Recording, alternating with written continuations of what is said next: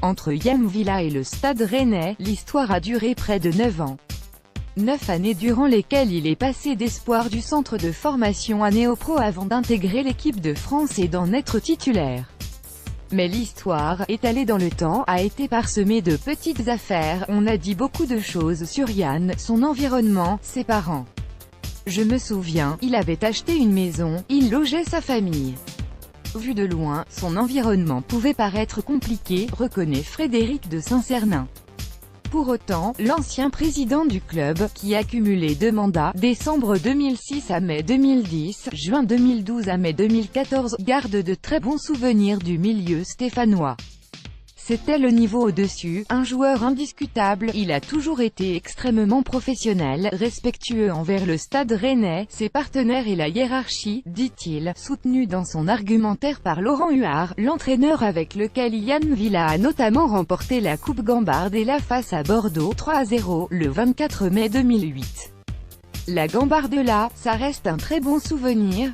Il avait marqué d'une belle frappe, rappelle le technicien, qui décrit un joueur entier engagé dans ses entraînements et volontaire, qu'il avait fait débuter au poste d'arrière droit lors d'un match à Vitré, avec l'équipe réserve. Même à un poste qu'il ne connaissait pas, à 17 ans à peine, il avait déjà tout pigé. Ce jour-là, je m'étais dit, attention, ce joueur, c'est du lourd. L'avenir a donné raison à Laurent Huard, mais laisse forcément un goût amer. Yann, c'était le niveau au-dessus, un milieu indiscutable en équipe de France, précise Frédéric de Saint-Cernin. Je me souviens de ce moment où avec 4 autres joueurs, Mavinga, Ben Yedder, Niang, Griezmann, il est sorti lors d'un rassemblement, ça a mal tourné et il y a eu des échos dans la presse, le début des complications à l'échelle nationale.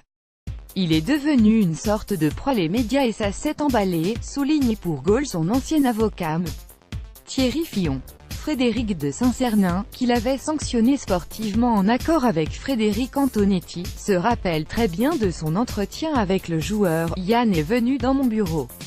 Il est entré, il a enlevé sa casquette. Il est resté debout et je lui ai dit, Yann, assieds-toi, on va discuter 5 minutes. Il m'a dit, c'est normal président, je vous comprends très bien.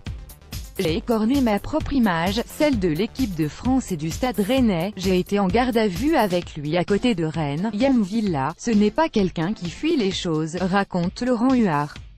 Effectivement, ce jour-là, il avait tenu à assumer, en leader d'équipe, il y avait un Rennes avec Yann et sans Yann alors qu'il n'avait que 20 ans. Il dégageait une puissance, il avait un coffre, une VMA considérable. C'était un joueur au physique hors norme avec beaucoup de mental, ajoute Frédéric de Saint-Cernin, pas dérouté plus que cela par le contexte familial qui pouvait éventuellement peser sur la situation du jeune homme.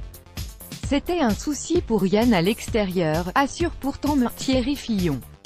Avec le Stade Rennais, il s'est toujours comporté du mieux possible mais ça ne collait pas forcément avec sa vie personnelle, l'avocat énumère. J'ai été en garde à vue avec lui à la gendarmerie à côté de Rennes, pour une sombre histoire de coup de poing à un type qui lui devait de l'argent. Il avait aussi eu un problème avec son frère près de la gare, une rixe avec un automobiliste. Je me rappelle également de Montpellier, où il était en discothèque avec des nanas en VIP avant de partir à l'hôtel. C'est symptomatique de ce qu'il a vécu. Yann était victime et on en a fait une forme d'agresseur. Des histoires comme ça, Fillon dit qu'il peut en avoir des dizaines. Mais elle rappelle surtout le jeune âge de Yann Villa à l'époque, professionnel et parfois dépassé. Quand les médias s'emballent, c'est difficile d'affronter ça, surtout à cet âge-là. Yann, c'était quelqu'un d'adorable, et peut-être trop, regrette son ancien avocat. On a rarement vu un joueur avec autant de capacités. Certains virages n'ont pas été forcément bien pris.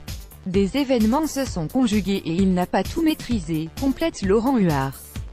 L'histoire a pris fin en janvier 2013, quand Yann Villa est parti au Rubin Kazan quelques mois après qu'une offre de 23 millions d'euros d'Arsenal ait été refusée par le club.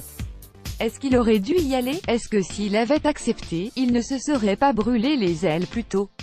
Je crois que c'est Monsieur Pinault qui avait dit « Non, il reste », se remémore Frédéric de Saint-Cernin. Il a quitté Rennes à la fois pour des raisons personnelles et économiques. Un moment de sa carrière s'est joué quand il est parti à Kazan et il n'est pas remonté depuis, estime pour sa part Fillon. Le voilà maintenant à Saint-Étienne depuis cet hiver. Un club dans lequel Jean-Louis Gasset, son entraîneur, en dit le plus grand bien. Logique, si l'on en croit Laurent Huard, parce que Yann est aimé de ses coéquipiers, de ses entraîneurs. Que ce soit Laurent Blanc, Jean-Louis Gasset ou Frédéric Antonetti. Tous l'ont adoré, une transmission dans le temps, qui se vérifie d'homme à l'aube des retrouvailles avec son club formateur.